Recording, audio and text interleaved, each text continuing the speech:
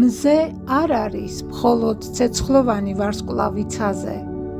ის არის ცოცხალი სული, პორტალი, რომლის მიღმაც იმალება უსასრულო ცნობიერება.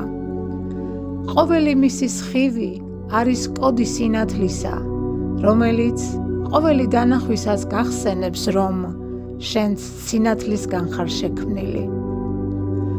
როცა მზეც გაცნობიერებულად გულით უყურებ, შენ იხსნები სამყაროს საიდუმლოებების მისაღებად და შენ უერთდები მის ენერგიას, რომელიც ყველაფერს აცოცხლებს.